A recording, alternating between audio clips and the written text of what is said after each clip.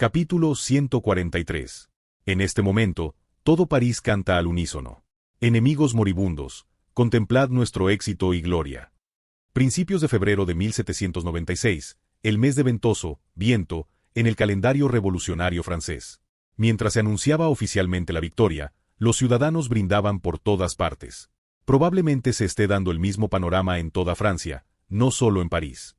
Aunque quizá solo en París y Marsella se cante la marsellesa, el himno militar. El director Danton, que se vestía con su traje formal en su residencia, miró por la ventana y chasqueó la lengua. Todos están realmente emocionados. ¿No es natural, Excelencia? La disolución del imperio, nada menos. Esto es algo que ni siquiera los reyes franceses a lo largo de la historia lograron. Es un acontecimiento simbólico que muestra que nuestra revolución ha triunfado. Fabre de Églantine, ¿cómo ha sobrevivido en política hasta ahora con tan poca percepción? ¿La revolución ganó? No. Esto es una victoria de Bonaparte. Danton, reprendiendo a Fabre de Églantine, diputado cercano al grupo de Danton, negó con la cabeza. Bonaparte luchó solo, Bonaparte derrotó al imperio, Bonaparte terminó la guerra. Esa es la verdad. De repente, se escuchó una explosión. ¡Ban! Danton, sobresaltado, miró por la ventana y vio que estaban realizando fuegos artificiales. ¡Qué susto! ¿Quién autorizó hasta la pólvora? Por mucho que haya terminado la guerra, el salitre cuesta una fortuna. Probablemente el director Auguste Robespierre, uno de los 5 directores, lo autorizó. TSK. Qué fácil se emociona la gente. ¿Así podrá ser reelegido en el próximo mandato? La influencia de su hermano ya casi ha terminado. Incluso en las repúblicas, hasta en las aristocráticas como Venecia, hay mandatos y elecciones. A menos que sea un sistema vitalicio, cuando termina el mandato, todos los gobernantes deben ser reelegidos según las elecciones. Tanto el Consejo de los 500, equivalente a la Cámara Baja, como el Consejo de Ancianos, equivalente al Senado, y el Directorio de 5, equivalente al gobierno. Durante la rebelión de los Sansculottes de Marat, cuando Robespierre murió, solo se realizó un voto constitucional debido a la situación de emergencia. Pero ahora que la guerra ha terminado y se acerca el fin del mandato, ha llegado la temporada de elecciones. Danton, un materialista que ambiciona el poder pero también un político sensato, no tiene intención de evitar las elecciones. En ese momento, ¿no tiene el efecto de que todos olviden el aumento de precios debido a la liberalización de importaciones y el colapso de los asignados? Excelencia. Danton abrió mucho los ojos al ver al visitante que estaba en la puerta. ¿Barras? Y Freron también está aquí. ¿Qué sucede?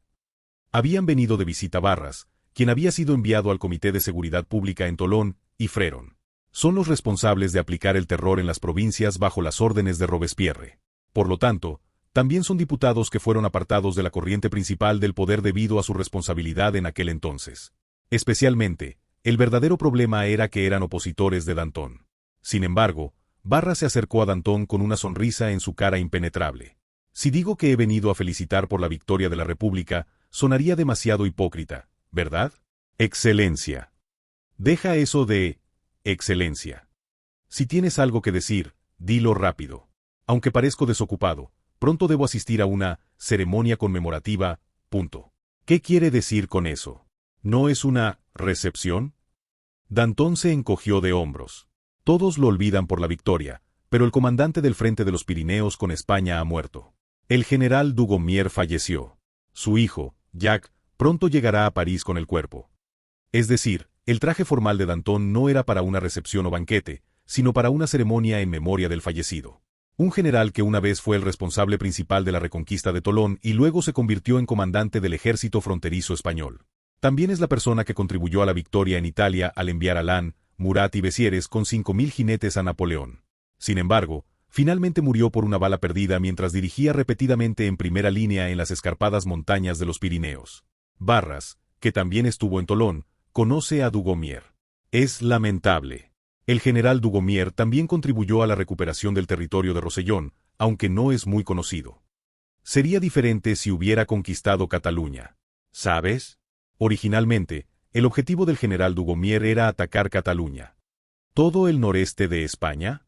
Tenía grandes sueños.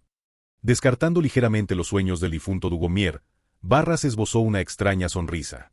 Entonces, hablamos de los preparativos para las próximas elecciones más tarde. Las manos de Danton, que se ponía los adornos con la ayuda de Fabre de Églantine, se detuvieron. ¿Qué quieres decir con eso? En septiembre, el mes de Vendemiaire, cuando se cosechan las uvas en el calendario revolucionario, hay elecciones para el Consejo de los 500. Y en esas elecciones, usted perderá, director. ¿Qué?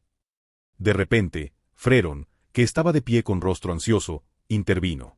Los precios han subido bruscamente, hay escasez de alimentos, apenas se ha resuelto con el oro y el trigo traídos de Italia, pero hay un límite. Tenemos información sobre quienes están aprovechando esta oportunidad. Freron era quien originalmente pretendía a Pauline, la hermana menor de Napoleón. Pero Pauline era demasiado libre para ser capturada por Freron. Además, como Napoleón tuvo éxito antes en Italia que en la historia original, y parte de la atención se centró en Eugene, Pauline se marchó a Milán. Mientras tanto, Freron se había convertido en un diputado marginal bajo el directorio. No había tenido la oportunidad de establecer vínculos con el victorioso Napoleón. Por lo tanto, Danton entiende por qué ha acudido a él. Pero ¿qué significa que la facción gobernante del directorio, es decir, el grupo de Danton, que ha logrado la victoria, va a perder? Danton, frunciendo el ceño, preguntó. ¿Es Lafayette? No. Son los realistas. ¿Qué? No es Lafayette un realista. Freron negó con la cabeza y explicó. No es así. Lafayette pertenece a la antigua facción monárquica constitucional. Y ahora, sin monarca, está más cerca de los girondinos. Apoya el pacifismo y la reforma moderada.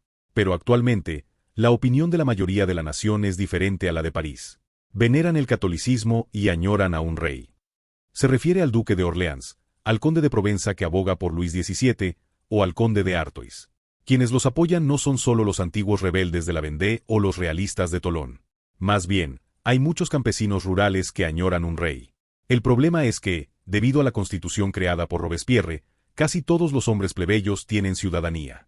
Los realistas están tratando de aprovechar esta brecha. Danton se relamió y asintió.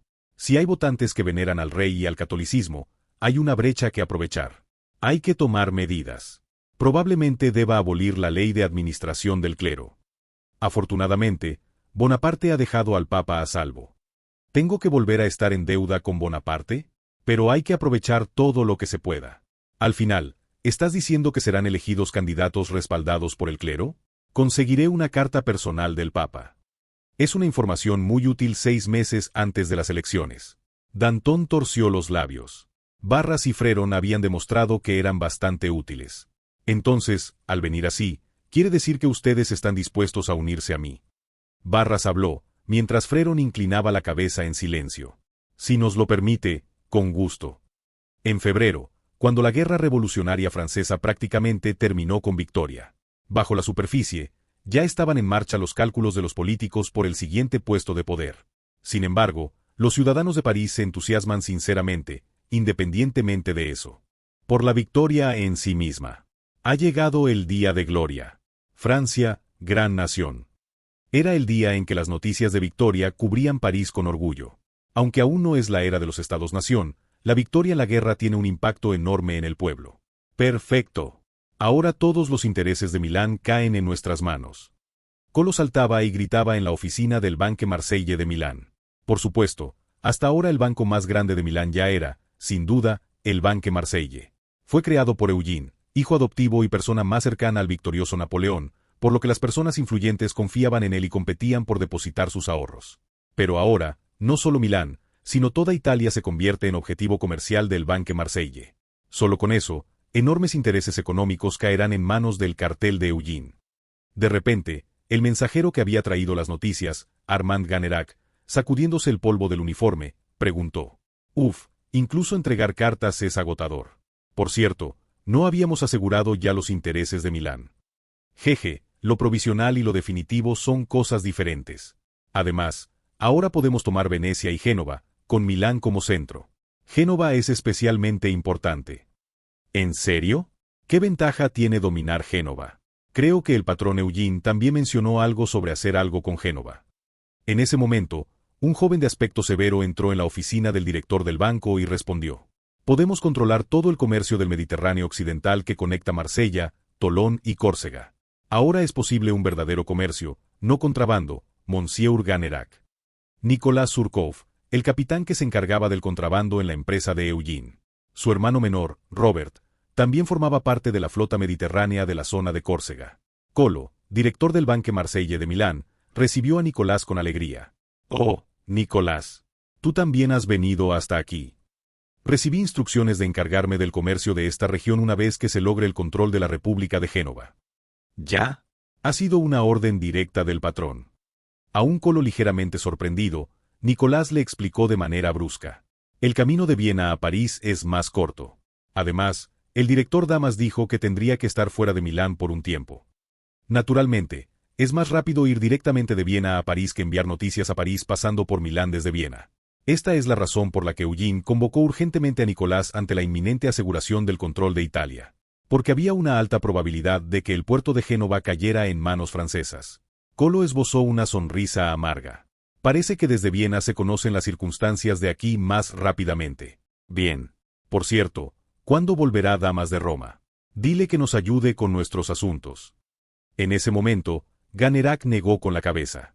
«Oh, el director Damas no puede venir. Tiene que ir a otro lugar». ¿Me dejan solo con el Banco de Milán así? ¿No saben que mi trabajo principal es gestionar los negocios de Marsella? El director general debería encargarse ahora de Milán. Hay otras órdenes». Sacando otra carta, Ganerac negó con la cabeza. «Nuestra Madame Bonaparte y la patrone deben ir pronto a Viena. Esta es una orden directa del general Bonaparte. La tarea original de Damas, que no está presente, es la supervisión general de los negocios del cartel de Eugene. ¿Cuál es la razón por la que Damas ha tenido que venir hasta Milán? No es por los negocios de Milán. Es porque la señora Josephine Bonaparte y la patrone del cartel, Marie, iban a venir a Milán. Acompañarlas es actualmente la primera tarea de Damas. Pero ahora se ha emitido una orden de que Josephine y Marie deben ir a Viena, por lo que Damas también debe ir a Viena». Colo frunció el ceño y suspiró. Parece que, por el momento, Colo tendrá que encargarse también de los negocios de Marsella. Si hay que acompañarlas, no hay remedio. Pero, ¿por qué van a Viena?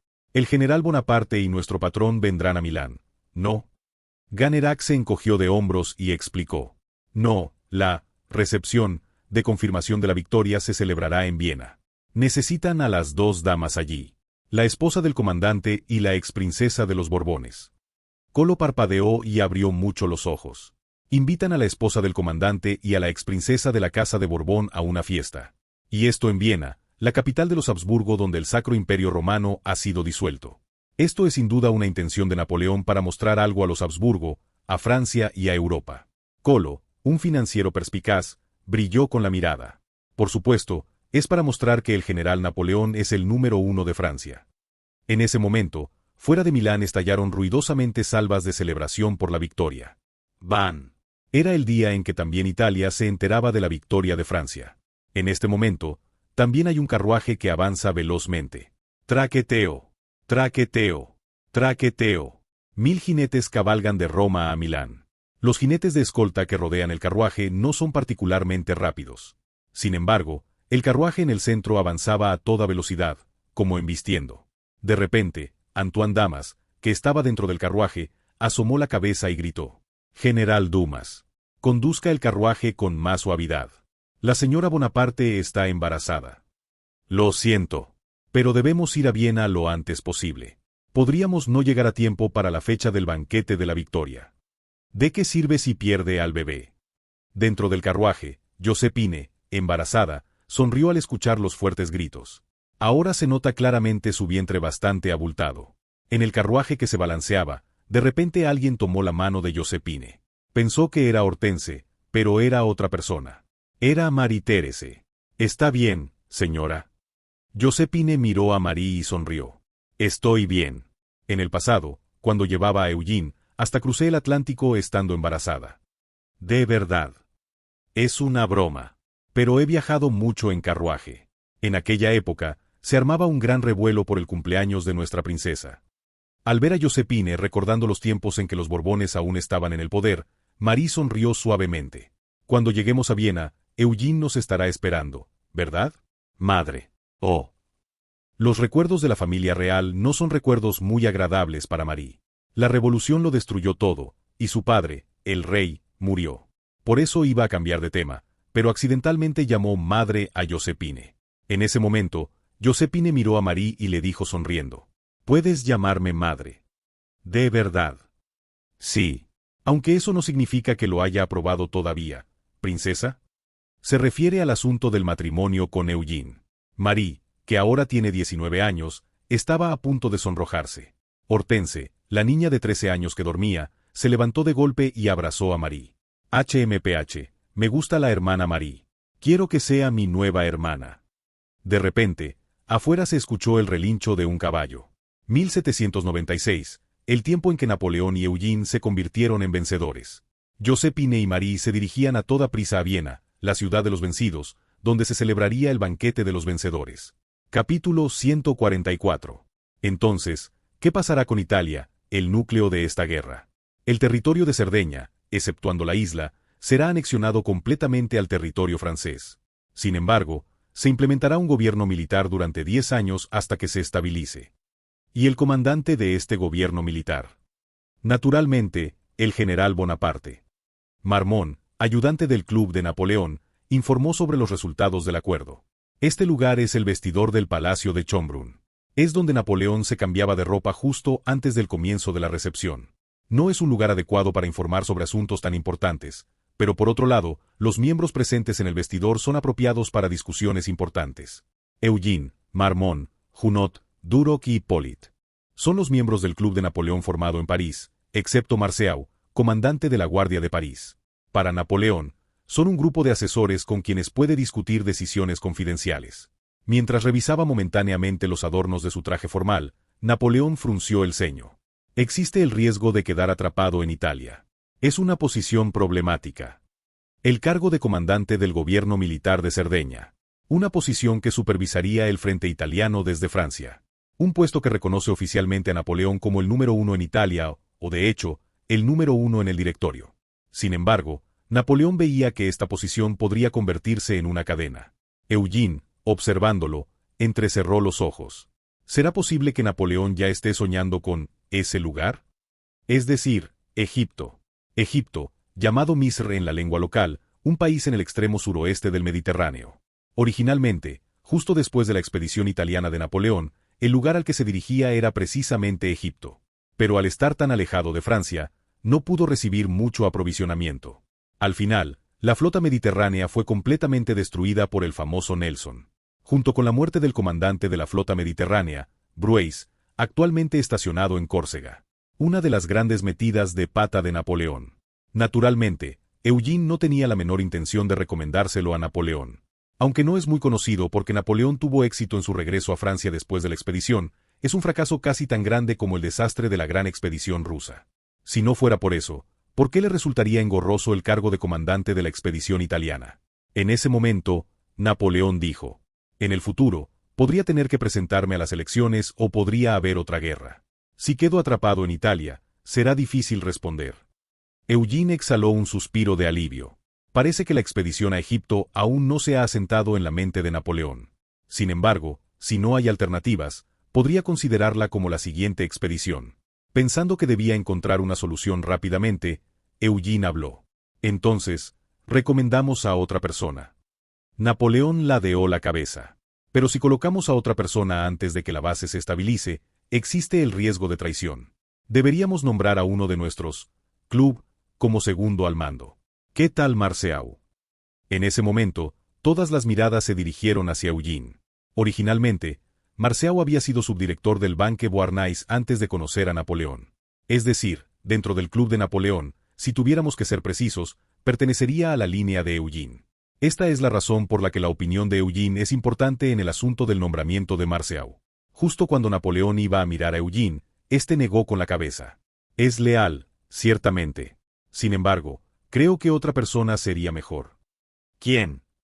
El general de división Serurier. Es leal, íntegro y también hábil en la defensa. Aunque no estoy seguro si debo mencionarlo específicamente aquí. Este lugar no es originalmente para informar sobre los resultados del acuerdo. En realidad, es donde Napoleón decide su atuendo antes de la recepción, es decir, la fiesta de celebración del fin de la guerra. Sin embargo, no hay expertos en moda, solo ayudantes directos que son miembros del club de Napoleón. Ni siquiera los generales de división han podido asistir. Típico de Napoleón, que utiliza el tiempo al segundo, ha convertido esta ocasión en una reunión del club de sus más cercanos. Y casualmente se ha convertido en una reunión que decidirá prácticamente los nombramientos después de la guerra. Esa también era la razón por la que los ayudantes estaban con expresiones algo incómodas. De repente, Napoleón sonrió levemente. Cierto, Marceau debe apoyar a nuestro hijo. Bien, siguiente. Por supuesto, Eugene simplemente pensaba que Serurier era una elección adecuada. De hecho, en la historia original, Serurier también se encarga de las tropas de ocupación en Italia. Sin embargo, cuando el famoso general ruso Suvorov invade, es derrotado y capturado. Pero a menos que quedara un general del calibre de Massena, de todos modos sería difícil detener al ejército ruso dirigido por Suvorov. Eugene piensa que si Italia es invadida nuevamente, sería mejor que simplemente Napoleón la defendiera. Es perfectamente posible si Napoleón no va a Egipto. De repente, interrumpiendo los pensamientos de Eugene, Marmont resumió el complejo acuerdo mientras lo examinaba. En las regiones de Milán, Venecia y Toscana surgirán 3 repúblicas diferentes. La República de Lombardía, la República de Véneto y la República de Toscana. ¿Y Bolonia, Ferrara, Módena y Romaña? ¿Se incorporarán a Lombardía o Véneto? No, también serán anexionadas al territorio francés. Hay planes para un gobierno militar de 10 años, y el Comando Militar de Cerdeña lo supervisará. Este es un punto completamente diferente de la historia original.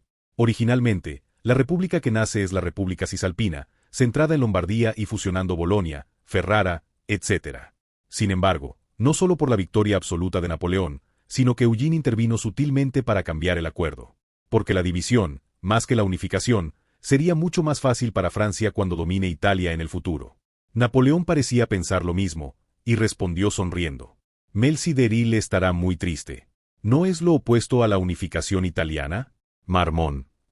Melzi d'Eril, un unionista italiano y ferviente partidario de Francia, probablemente estará muy decepcionado.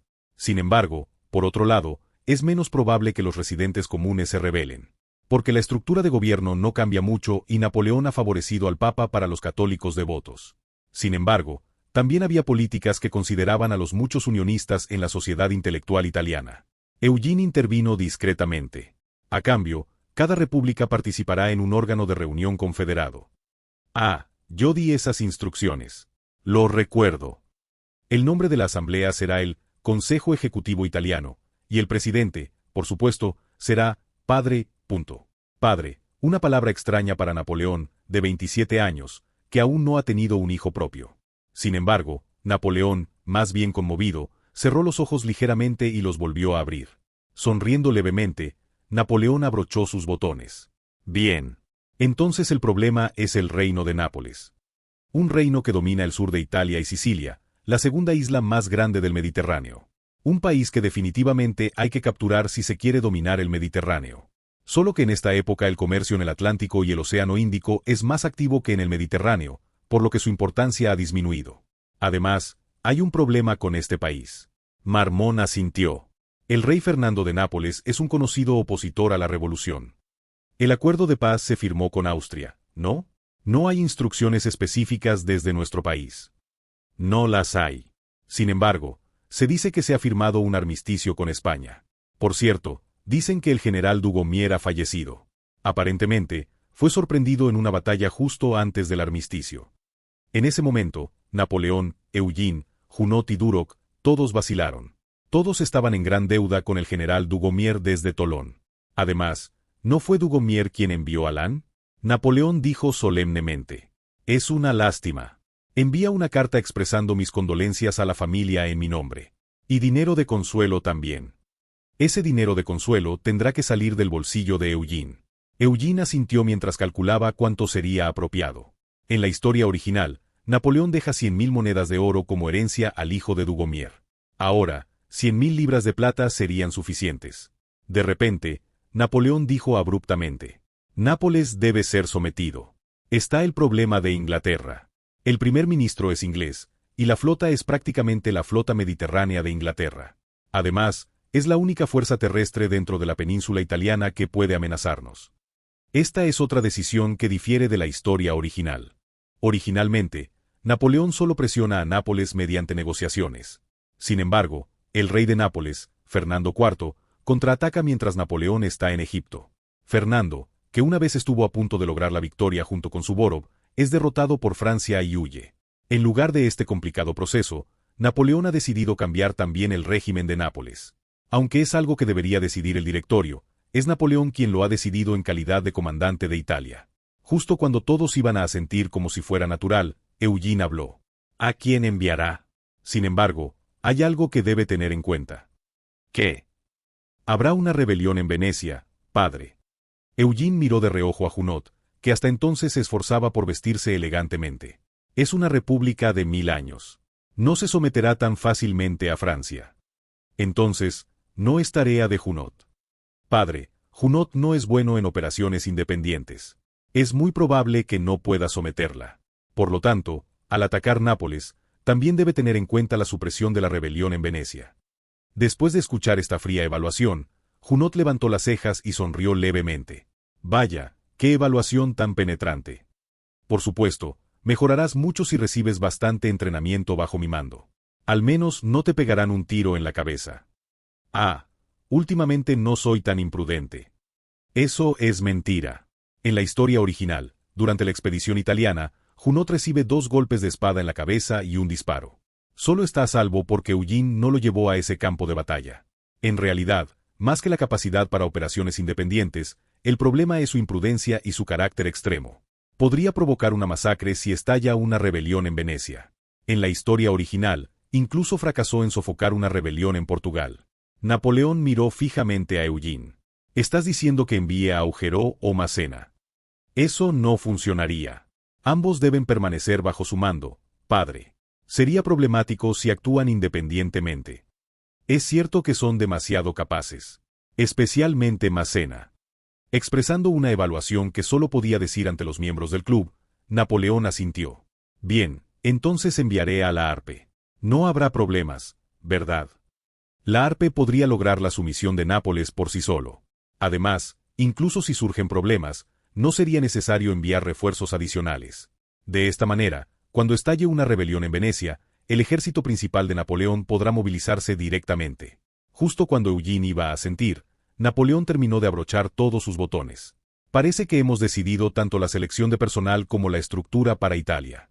Entonces, usaré este traje para la recepción. Ese traje te queda bien, Eugene. Eugene respiró profundamente. Apenas unos 10 minutos, según el reloj de bolsillo. Durante este tiempo, se había decidido un plan estratégico que abarcaba toda la enorme península italiana. Fue realmente un momento en el que se sentía que Napoleón había emergido como el protagonista de la época. Sí, padre. Como prueba de ello, ahora se celebrará un banquete en Viena para dar la bienvenida a Napoleón. Tan pronto como lleguen la familia de Napoleón y la exprincesa de la Casa de Borbón. Era el día en que se decidió el destino de Italia, justo antes de la recepción para celebrar la victoria de Francia. Capítulo 145. 22 de febrero de 1796. En el Palacio de Schönbrunn se celebraba un espléndido banquete después de mucho tiempo. Un salón que alguna vez fue frecuentado por la familia Habsburgo y los nobles del imperio. Ahora es un lugar donde acampan los soldados franceses. Sin embargo, tras completarse las negociaciones y recibir la aprobación de París, finalmente se celebra el banquete de victoria. Como se lleva a cabo en Viena, la capital de los perdedores, el sentimiento fuera del palacio no es muy favorable. Pero Napoleón decidió seguir adelante con el banquete, con la intención de dejar claro a todo el mundo quién es el vencedor. Por supuesto, Napoleón no era el único que no se preocupaba por la opinión pública. Vaya, por estas fechas el año pasado estaba pasando hambre en Niza, y en un año todo ha cambiado por completo. De repente, Massena exclamó levantando su copa en un extremo del salón. Su voz fue tan fuerte que los invitados que entraban al salón se sobresaltaron. Pero Massena, sin preocuparse en absoluto, levantó su copa y guiñó un ojo. Después de todo, este es la capital de Austria, no un territorio que Francia vaya a anexionar. Entonces, según Massena, no hay necesidad de preocuparse por la mirada de los vieneses. De repente, Augereau, bebiendo vino a su lado, levantó las cejas. El vino de Milán parece ser mejor. Ja. En el campo de batalla comías bien las conservas. Ahora también te fijas en la gastronomía. ¿Hay algún francés que no lo haga? De todos modos, más tarde tendremos que llamar al chef para regañarlo. Por el contrario, entre los generales franceses, también había quienes prestaban atención a las miradas en el salón. Observando a su alrededor, la Harpe se tragó discretamente un trozo de comida. Al ver esto, un general de mediana edad, Serurier, le dijo con calma: «No podrás digerirlo. Come despacio». La Harpe sonrió ligeramente y miró el palacio de Chombrun con ojos llenos de emoción. Mire dónde he llegado. ¿Por qué? ¿Acaso soñabas con venir a un palacio? No exactamente. Pero yo soy suice, ¿no? La rebelión contra Austria marcó el comienzo de la Confederación Suiza. Suize es la pronunciación francesa de Suiza. Originalmente, Suiza era tierra dominada por la familia Habsburgo. Pero ahora, la Harpe, de origen suizo, se ha convertido en parte de los conquistadores y pisa el Palacio de Viena. No puede evitar sentir una nueva emoción. Especialmente si piensa que este es el resultado de la revolución. Venir como conquistador a la capital de quienes una vez fueron opresores. La vida es realmente impredecible, general. También hay un general que no se preocupa ni por las miradas de los demás, ni por sus compañeros generales, ni por el banquete. Se ve hermosa con ese vestido, Madame Visconti. El jefe de Estado Mayor Berthier, con toda su atención puesta en su amante traída desde Milán, la señora Visconti. Gracias, general. Qué amable de su parte traerme hasta aquí. No tengo esposa, y usted es la única mujer en mi vida. Por supuesto que debía invitarla. ¡Qué alegría! Lamento no poder corresponder a sus sentimientos. Giuseppina de Visconti sonrió en su radiante vestido y guiñó un ojo. El significado de estas palabras es en realidad simple. Madame Visconti es la esposa del marqués de Borghetto, una mujer casada. Por lo tanto, por mucho que Berthier la ame, no pueden casarse a menos que ella se divorcie. De repente, con expresión seria, Berthier dijo: No importa. Mientras estés conmigo. Tal vez algún día tu marido muera primero. En el futuro, en la historia original, Berthier se vería obligado a casarse con una noble por órdenes de Napoleón. Aunque para entonces el marido de ella ya habría muerto, esa sería la razón por la que no podría estar con Madame Visconti. Berthier no pudo rechazar las órdenes de Napoleón, pero tampoco abandonó a Madame Visconti. Como resultado, se produciría una situación en la que su esposa legítima y su amante vivirían juntas en la misma casa. En cierto sentido, Berthier, el romántico del siglo, besó la mano de Madame Visconti. Completamente opuesto a esto, había un joven general que, a pesar de ser recién casado, flirteaba con las damas nobles y las doncellas presentes en el banquete. Bien, entonces nos vemos cuando comience el banquete. Belleza. Despidiendo a una doncella que parecía reluctante a irse, Lannes se dirigió con entusiasmo a su ayudante Bessieres. Uf, ¿has visto? Las bellezas alemanas no tienen nada que envidiar a las italianas. Son muy apasionadas. Debo recordarle, general, que usted es un recién casado. No seas así, Bessieres. Por mucho que ame a mi esposa, admirar a una bella mujer es una cuestión de cortesía. Ja, ja, ja. Lannes, soltando una carcajada, miró a su alrededor. Por cierto, no veo a dos personas que deberían estar babeando por las bellezas. ¿A quiénes se refiere? Uno debe ser Murat, ¿y el otro el comandante en jefe? ¿Qué cosas dices? Madame Bonaparte también está aquí. Pero ahora que lo pienso. De repente, Lannes ladeó la cabeza. ¿Dónde está el general Eugene? Un amigo que debería estar aquí. Entre los generales del cuerpo de Napoleón en el salón, Eugene no estaba presente. En realidad, no solo Eugene estaba ausente entre los generales. Vamos, brindemos por nuestro Freischütz que ha cumplido 16 años. El apuesto Junot, ahora ascendido a general de brigada, exclamó levantando su copa. Este lugar es el jardín trasero del Palacio de Schönbrunn.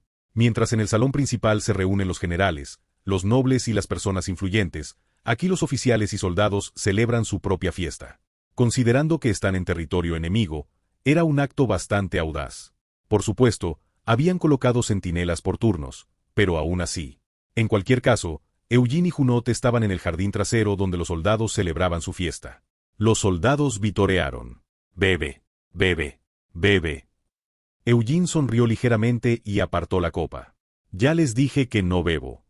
No. Siendo un hombre. No beber alcohol. ¿Qué locura es esa? Espera, ¿acaso sigue siendo virgen? Ve bueno, sin haber celebrado matrimonio, no es lo normal. En realidad, Eugene, como persona reencarnada, se considera a sí mismo menor de edad. En la sociedad moderna, los menores no deben beber alcohol. Aunque el hecho de seguir siendo virgen es más bien una coincidencia. De todos modos, para evitar que sus subordinados abusen de los residentes locales, ¿no debería el comandante dar ejemplo? Por supuesto, Junot, un hombre que lejos de ser virgen llevaba una vida libertina, miró a Eugene con incredulidad. Nunca he visto a alguien tan rígido. Hippolyte, ¿qué le has enseñado? ¿Por qué me culpa a mí, General Junot? Porque eres el ayudante de nuestro Freyschütz. Además, tú te divertiste bastante con las doncellas en el Palacio Cervelloni. Entonces Hippolyte, sorprendido, se llevó la mano a la boca y gruñó. SHHH. Pauline ha venido a Viena. ¿No acordamos jugar limpio? Va a adelantarse así. Mientras los tiradores de la brigada de Eugene y los soldados observaban la escena riendo, se escuchó. ¿Qué pasa? ¿Por qué nadie viene al banquete? Al unísono, todos los soldados se pusieron de pie. No todo el ejército expedicionario de Napoleón, que asciende a 60.000 hombres, está en el jardín trasero. La mayoría están en el campamento en las afueras de Schönbrunn, disfrutando de su propia celebración. Los que están en el jardín trasero son principalmente la guardia personal de Napoleón y la brigada de tiradores de Eugene. Por eso reconocen a la mujer que ha venido a la fiesta de los soldados. Un rostro que habían visto a menudo en Milán. Es Pauline, la hermana de Napoleón. Junot corrió precipitadamente hacia Pauline, adulándola. Ja, ja, mademoiselle Pauline. Estábamos celebrando una fiesta con los soldados. ¿Y eso por qué, monsieur Junot? Tengo entendido que ha sido ascendido a general de brigada. Porque compartir alegrías y penas con los soldados es el principio de nuestro cuerpo Bonaparte. Cuando el comandante está ocupado, sus ayudantes deben acompañarlos. ¿No es así, Marmont? Marmont, que estaba concentrado bebiendo cerveza alemana entre los soldados, levantó la cabeza abruptamente. Ah, sí, Pauline. Oh, Caroline también ha venido. La hermana menor de Pauline, Caroline, sonrojada, asomó la cabeza detrás de Pauline. Es decir, Leticia, junto con Elisa y Louis, toda la familia Bonaparte, había llegado a Viena. Era algo que Napoleón había decidido como medio para exhibir su victoria ante el mundo. Quizás también quería presumir de su éxito ante su familia. Pero Pauline, extrañamente, había venido al jardín trasero en lugar de ir al salón de banquetes. Al ver que vino con Caroline, tal vez se sentía un poco avergonzada. Después de todo, era una mujer visitando un lugar lleno de hombres. Caroline, sonrojada, saludó a Marmont. Sí, Auguste. ¿Has estado bien? Claro, siempre estoy bien. Tu hermano me trata muy bien. Mamá dice que vengas a visitarnos pronto. Dice que te invitará a cenar con Andoche. En ese momento, Murat, que estaba bebiendo al otro lado de la mesa, se levantó de un salto y exclamó. Vaya, ¿quién es esa belleza? ¿No le gustaría bailar conmigo hoy? La mujer a la que Murat señalaba era Pauline. Justo cuando Junot e Hippolyte se disponían a interponerse frente a Pauline con los ojos muy abiertos, Pauline sonrió dulcemente y negó con la cabeza. Lo siento, pero ya tengo un compromiso. ¿Vienes un momento? Al mismo tiempo, Pauline agarró la mano de Eugene. Eugene, desconcertado, fue arrastrado por Pauline hacia lo profundo del jardín. Detrás de ellos estallaron vítores, silbidos y abucheos. Vaya, Freyschütz, tu magia también funciona con las mujeres. Eugene. Se lo diré a la princesa. Detente. Vamos, déjalo, Hippolyte. Ya que estamos así, ¿qué te parece si conquistamos a una princesa de la familia Habsburgo? Yo, Junot, te enseñaré un truco. Eugene esbozó una sonrisa amarga y se detuvo entre los árboles del jardín. Es un lugar tan profundo que el bullicio de la fiesta se ha silenciado. Al mirar discretamente a Pauline, vio que su rostro estaba enrojecido. De alguna manera, es una imagen tan cautivadora que hace que su corazón lata con fuerza. Tragando saliva, Eugene intentó hablar con calma a Pauline. Me alegra verte, pero hoy no podré bailar contigo. Llámame tía, sobrino. Lo sé. Mi hermano me invitó aquí a propósito. Entonces, en ese momento, la tía Pauline se acercó mucho a Eugene. Aunque no podamos bailar, puedo probar tus labios en secreto. De repente, Eugene recordó cuando Pauline se le había lanzado encima en Milán. Espera, es decir, MMPH. Hasta ahora, Eugene había engañado a los generales austriacos con ataque sorpresa. Pero este ataque sorpresa ni siquiera Eugene pudo manejarlo adecuadamente. Fue tan rápido que ni siquiera apareció el texto plateado que advertía del peligro. O quizás, no era un peligro después de todo. Todavía no me he rendido, Eugene. Con un dulce susurro, Pauline separó sus labios y desapareció hacia el otro lado del jardín. Eugene se tocó los labios. La calidez permanecía intensamente. Después de quedarse aturdido un buen rato, Eugene se sobresaltó y se dio la vuelta. Oh no, voy a llegar tarde. Porque pronto comenzaría el evento principal del banquete. Finalmente llegó el momento en que el protagonista del banquete apareciera solo. «Oh, aquí viene el general Bonaparte». De repente, el representante de Milán, el duque Cervelloni, exclamó. Melzi de Eril, el conde de Berry, el comisionado Parini. También estaba Battaglia, excomandante de la guarnición de Verona en Venecia. Es decir, los reunidos aquí no son otros que los antiguos nobles de Italia. Napoleón celebraba una recepción de victoria en el corazón de Austria, en el palacio de verano de los Habsburgo, Schönbrunn, reuniendo a los antiguos nobles italianos, los generales franceses y a su propia familia. De repente, Napoleón miró a Josefina, que estaba a su lado. «Josefina, ¿cómo te sientes?» «Más o menos. Como no puedo bailar, tú tampoco bailarás». «No lo haré». La había traído deliberadamente desde Roma hasta Viena. Una especie de escena creada por la vanidad de mostrar la imagen del vencedor a los perdedores. Afortunadamente, parecía que el bebé estaba bien. Josefina abrazaba cuidadosamente su vientre abultado. En realidad, Josefina, que no era menos vanidosa que otros, estaba muy contenta con esta ocasión. Después de todo, era el día en que una simple hija de inmigrantes del Nuevo Mundo debutaba como anfitriona en el Palacio del Imperio. Tomando la mano de la orgullosa Josefina, Napoleón exclamó a los invitados: «Todos los reunidos aquí son protagonistas de la nueva Italia». Por supuesto, esta afirmación es una exageración. Empezando por Napoleón y sus ayudantes, comandantes de división y oficiales, todos son franceses. También hay nobles austriacos invitados deliberadamente para exhibirlos. Sin embargo, es cierto que la mayoría de los invitados han venido desde Cerdeña, Milán y Venecia. A aquellos que lo miraban con rostros complicados, Napoleón declaró: «Hoy declaro en nombre de Italia. Italia ha sido liberada del Sacro Imperio Romano». En ese momento, estalló un clamor. «¡Viva!». Esta es una declaración legal. Es decir, el Sacro Imperio Romano tenía como país vasallo un reino inexistente llamado Reino de Italia. Esto era solo legalmente hablando. Pero con la disolución del Sacro Imperio Romano, también desaparece el objeto legal conocido como Reino de Italia. Por lo tanto, Austria ya no puede tener el pretexto de dominar Italia. Literalmente es un asunto documental, pero los antiguos nobles italianos que escuchaban lo interpretaron de manera diferente. Aunque fueran dominados por Francia, al menos ya no estarían bajo el dominio alemán. Ante esto, los generales franceses, incluidos Massena, Augereau, Lannes, Serurier y Laharpe, exclamaron: «La grande nation». Gran nación, Francia. Que viva eternamente. ¡Viva Napoleón! Mientras Eugene observaba esta declaración verdaderamente histórica, alguien se le acercó. «Por fin te veo, Eugene».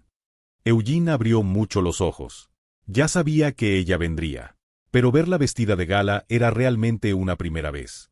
Eugene se sonrojó y sonrió al ver a la antigua princesa con un pulcro vestido blanco que dejaba ver sus hombros. Era Marie-Thérèse. Mademoiselle Marie.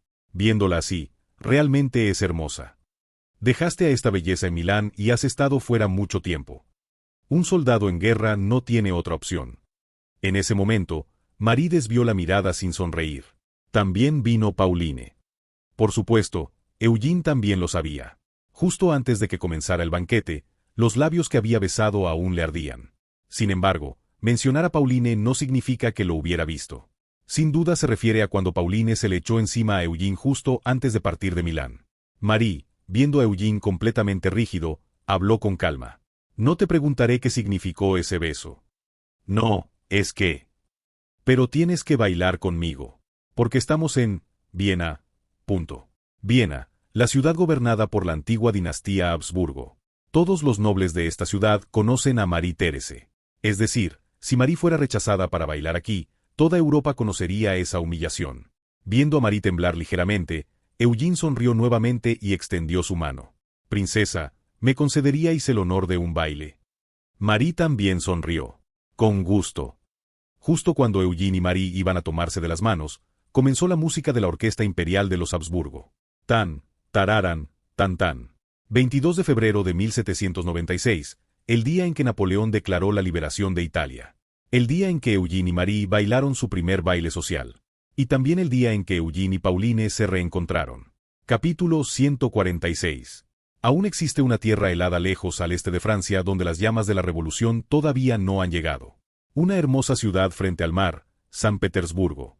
Al sureste de esta ciudad que se congela en invierno, existe un hermoso palacio de estilo europeo occidental que se parece mucho a Versalles. La dueña de ese lugar, una anciana, mirando el jardín, habló. ¿Sabes que quien construyó este palacio tenía el mismo título de emperador que yo? El nombre del palacio es Tsarskoye Selo, que significa aldea del zar. Es un edificio alto de 4 pisos construido en la colina más alta del centro del pueblo, en el que supuestamente se vertieron hasta 100 kilogramos de oro. La seda dorada francesa, el lapislázuli del lago Baikal y la porcelana del Imperio Qing destacan por todo el palacio. El Imperio ruso, un gran imperio que abarca este y oeste. En su propio idioma, lo llaman Rosilla, y su actual gobernante es una mujer. Nacida como hija de un noble prusiano, se convirtió en emperatriz de Rusia, y luego en emperadora superando a su marido, una mujer extraordinaria de su época. La zarina, emperatriz, Catalina II, apoyándose en su bastón mientras recorría el palacio, preguntó. Detrás de ella, un viejo general de cabello blanco sonrió suavemente. Para quienes conocen al normalmente cínico general, es una sonrisa sorprendentemente cálida. Lo construyó Su Majestad Imperial Catalina I. Aunque entonces no era tan majestuoso. Hice muchas renovaciones. Pero no pensé que este lugar sería mi tumba, general. Usted se recuperará, Majestad. La emperatriz Catalina entrecerró sus ojos nublados y negó con la cabeza. No, ya es demasiado tarde. Probablemente la partición de Polska será mi último logro. Polska, así es como los polacos se refieren a su propio país. Un nombre que ahora ha desaparecido de la faz de la tierra. 3 monarcas conspiraron contra Polonia, y luego 3 países la dividieron. Federico de Prusia, María Teresa de Austria y Catalina de Rusia. Es también la razón por la que nobles polacos como Suborovsky tuvieron que abandonar su patria. Rusia, en particular, aunque se trataba de una región subdesarrollada, obtuvo enormes beneficios militares al ocupar el noreste de Polonia. Ahora podían defender todas las rutas de entrada desde Europa del Este hasta la región capitalina de Rusia. Pero los orgullosos polacos, que habían mantenido su independencia durante mucho tiempo, se rebelaron una y otra vez. La rebelión más reciente ocurrió en 1794. El mariscal Suvorov, que estaba detrás de Catalina, era quien había sofocado esa rebelión. ¿Cómo sofocó Suvorov lo que se conocía como la Gran Rebelión, el levantamiento general de Polonia? Masacre. Cálido con su soberana pero frío con el enemigo, Alexander Vasilievich Suvorov informó concisamente. Los polacos nunca volverán a rebelarse, Majestad. He hecho hacer cosas terribles. Puedo hacer cualquier cosa que el imperio, Su Majestad Imperial y la Iglesia deseen. No, no solo yo, sino cualquier soldado del imperio, Rosilla, haría lo mismo. No es así, Mariscal Kutuzov. Un hombre de mediana edad bastante corpulento, que estaba secándose el sudor profusamente, adoptó rápidamente una posición de firmes. Por supuesto, comandante en jefe. Y Majestad. Suvorov y Kutuzov. Los 2 pilares que sostienen actualmente al ejército imperial ruso. Esto se demostró en las batallas contra los turcos y los polacos. Sin embargo, el rostro del hombre de mediana edad, Mikhail Ilarionovich Kutuzov, tenía algo extraño. Su ojo derecho estaba extremadamente torcido, como si fuera visco. A pesar de su apariencia extraña, hay una historia gloriosa detrás. Hace unos 20 años, durante la guerra turca, una bala le atravesó la cabeza. Es verdaderamente un general que ha superado crisis de vida o muerte para lograr hazañas militares. Pero sigue siendo un novato ante la emperatriz y el viejo general. Catalina sonrió con satisfacción y luego su rostro se endureció. La Gran Rebelión, en Francia está trayendo vientos peligrosos. ¿Qué quiere decir? El ejército quizás sea un problema menor. El verdadero problema son los siervos en las bases de nuestro imperio. Mirando fijamente el jardín que se extendía frente al palacio auxiliar, Catalina dijo, ¿recuerdas la rebelión que inició Pugachov? Entonces también parecía algo insignificante, pero se convirtió en una gran rebelión que sacudió todo el imperio. Lo mismo ocurre con Francia. Mataron al rey, los plebeyos tomaron el poder y, además, derribaron a toda la nobleza. En 1773, cuando Kutuzov recibió un disparo en la península de Crimea, Rusia enfrentaba una rebelión. Los cosacos, nómadas que originalmente protegían las estepas rusas, habían iniciado una gran rebelión. Quien lideró esa rebelión fue un cosaco llamado Pugachov. Esta rebelión, que una vez arrasó todo el sur de Rusia, sigue siendo un recuerdo escalofriante para la emperatriz. Desde entonces, intensificó la represión contra los siervos y el gobierno imperial se volvió más autoritario.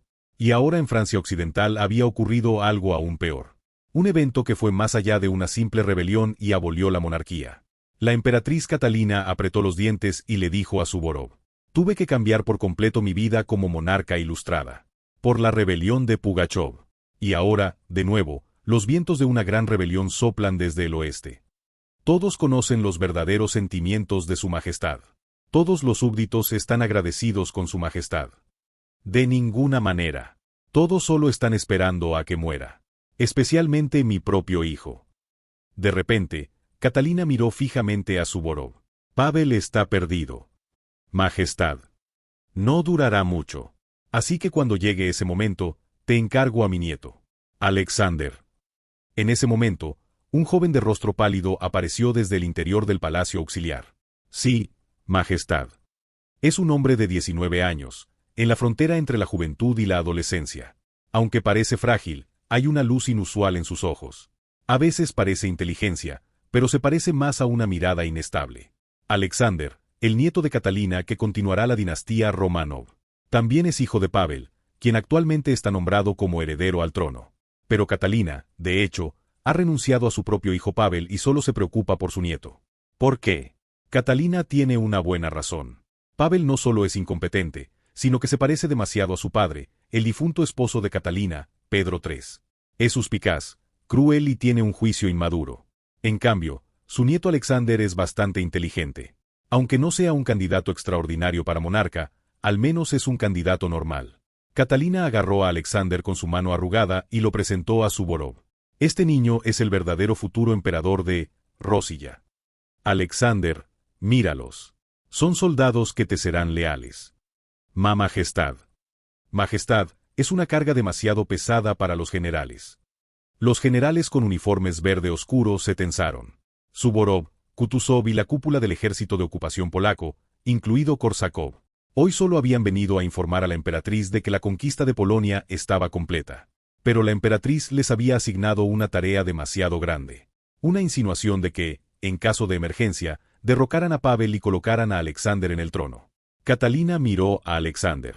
Recuerda, si Pavel toma el camino equivocado, entonces tú debes tomar la decisión. Alexander asintió con la cabeza, con el rostro pálido. Los generales, que habían dudado, finalmente saludaron a Alexander cuando Catalina los miró fijamente. Decidieron que un nieto que parece normal es mejor que un heredero incompetente y violento.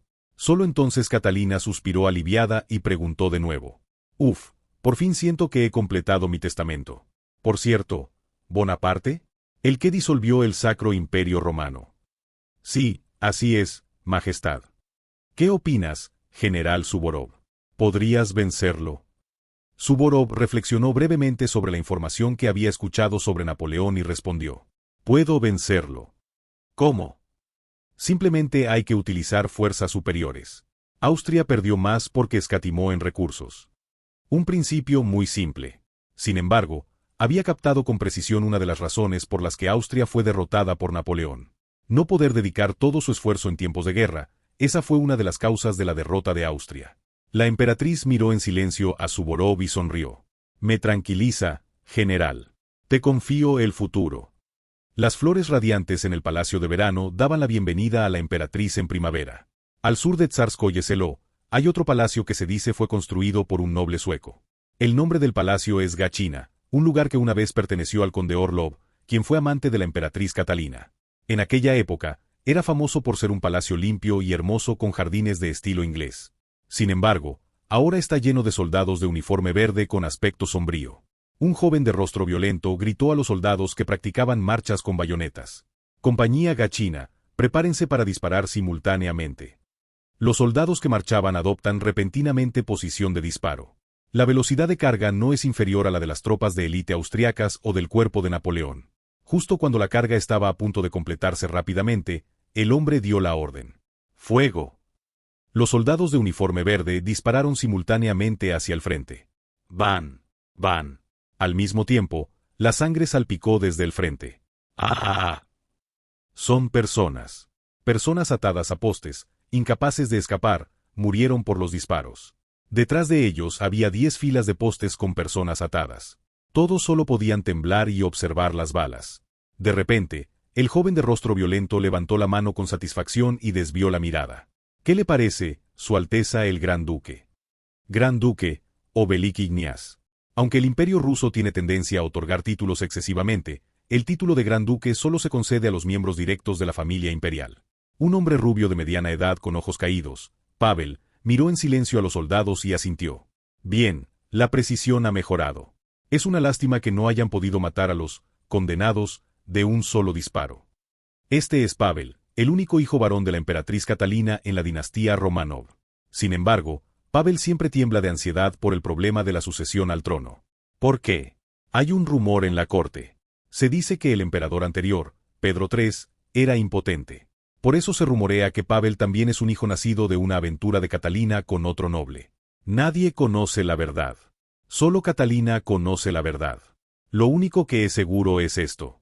Cuando Catalina expulsó a Pedro III con un golpe de estado en la corte, Pavel también fue expulsado y rara vez ha visto el rostro de su madre. Pavel alivia esta ansiedad de esta manera, con un entrenamiento militar extremadamente cruel. Como resultado, se ha formado una pequeña unidad de élite que no es inferior a los ejércitos occidentales. Por supuesto, a costa de la vida de los condenados a muerte. Pavel miró al joven violento, el conde Alexei Arakcheyev. El Sacro Imperio Romano ha sido disuelto. Sí, Su Alteza el Gran Duque. Parece que los rebeldes franceses finalmente han ganado. Maldita sea, esto es realmente peligroso. Y mi madre simplemente lo está ignorando. ¿Quién sabe cuándo ese tal Bonaparte vendrá aquí? En ese momento, Pavel, que hasta entonces había estado observando a los soldados con frialdad, estalló en furia. Para detener esa rebelión, no deberíamos haber ocupado Polonia. Deberíamos controlar más a los nobles y fortalecer la disciplina militar. Reducir la carga de los siervos para reducir la posibilidad de rebelión. Necesitamos muchas más tropas de élite. No solo a nivel de compañía. Es el heredero que todos consideran incompetente. Pero sorprendentemente, su juicio en sí tiene puntos precisos. Rusia, que parece un imperio enorme, tiene varias debilidades. Una clase noble demasiado fuerte, demasiados siervos, un territorio demasiado vasto. Los nobles debilitan el poder central, la existencia de siervos debilita la productividad nacional, y el vasto territorio debilita las líneas de defensa. Incluso Polonia, que Catalina considera uno de sus logros, es problemática. Si Polonia hubiera permanecido, podría haberse convertido en una zona de amortiguamiento para detener al ejército francés que vendría desde el oeste. Por supuesto, parece que la emperatriz Catalina no cree que el ejército francés llegue hasta la lejana Rusia. Sin embargo, hay una razón por la que la nobleza, los militares y la emperatriz han renunciado al heredero que juzga tan precisamente. Estas tropas no son suficientes. De repente, Pavel, excitado, corrió y arrebató un arma a uno de los soldados. Los soldados se sorprendieron, pero Pavel no se detuvo. Con un mosquete con bayoneta, Pavel corrió hacia los condenados. Justo cuando los condenados abrían mucho los ojos, Pavel apuñaló a uno con la bayoneta. La sangre salpicó, manchando la cara de Pavel. Los miembros de la unidad gachina se sorprendieron, pero no se atrevieron a tocar a su señor. Lo mismo ocurrió con el comandante Arakcheyev. Fue entonces cuando... Conde, no puede detener a mi padre. Arakcheyev se sobresaltó, se dio la vuelta e inclinó la cabeza. Su Alteza el Gran Duque. ¿Qué le trae por aquí? Vine a ver a mi madre. Pensé en ver cómo está mi padre, pero es un desastre. Esto, ahora mismo está así porque ha escuchado las noticias sobre los rebeldes franceses. El hijo de Pavel, el nieto de Catalina, el Gran Duque de Rusia. Alexander observó fijamente desde atrás cómo su padre blandía la bayoneta. Aunque su abuela ha renunciado, Alexander aún no quiere renunciar. Sin embargo, cuando ve escenas como esta, incluso Alexander quiere apartarse. Cuando termine, asegúrate de limpiarlo todo adecuadamente. No debe filtrarse al exterior. Alexander se dio la vuelta. Detrás de él resonaban los gritos de los condenados. Era un festín sangriento perpetrado por Pavel, el siguiente en la línea de sucesión al Imperio ruso. Por estas razones, ni la emperatriz ni el heredero están en la capital del Imperio ruso. Porque la emperatriz está en el Palacio Auxiliar y el heredero está confinado en su feudo. Así que, curiosamente, quien protege la capital es el nieto imperial. Los hijos de Pavel, incluyendo al nieto imperial Alexander y su hermano menor Constantino, protegen San Petersburgo. Hoy también, arrastrando su cuerpo agotado, Alexander regresó a sus aposentos en el Palacio Imperial de San Petersburgo. Alexander, ¿cómo está Su Alteza el Gran Duque Pavel? Quien recibió a Alexander nada más llegar fue la Gran Duquesa Imperial, Elisabetta. Sigue igual. Está jugando con su ejército. Tu madre también debe estar preocupada. ¿No sería mejor que se mudara de Gachina? Tus otros hermanos ya han venido todos a Petersburgo. No. Alexander negó con la cabeza a Elisabetta con rostro cansado. Porque su majestad imperial pronto fallecerá. El estado de salud de la emperatriz Catalina es crítico. Así que, si no hay otros problemas, Pavel será el próximo zar. Matar a condenados a muerte no es suficiente para sacudir la posición de zar. Sobre todo, el propio Alexander no quiere traicionar a su padre. A diferencia de las expectativas de Catalina. En ese momento, una joven que había visitado el palacio del nieto imperial para conversar con Elisabetta preguntó: «Hermano, ¿entonces qué va a pasar con nosotros?» Alexander tiene 6 hermanas.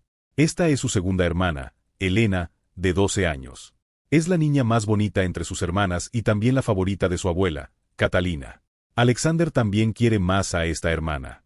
Incluso más que a su esposa, con quien últimamente la relación se ha vuelto distante. De repente, Alexander sonrió mirando a Elena. «No te preocupes. Yo te protegeré a ti y a nuestra familia». Mientras levantaba suavemente a Elena, los ojos de Alexander brillaron. «Haré lo que sea necesario. De la revolución, de mi padre. Incluso si ese tal Bonaparte realmente llega hasta Rosilla. Punto». La mirada de Alexander se dirigió al mapa en la pared del palacio del nieto imperial. Un imperio gigantesco que abarca Europa y Asia. Un mapa que muestra el territorio de Rusia, un país más grande que cualquier otro en la Tierra. Absolutamente nadie puede vencer a nuestro imperio.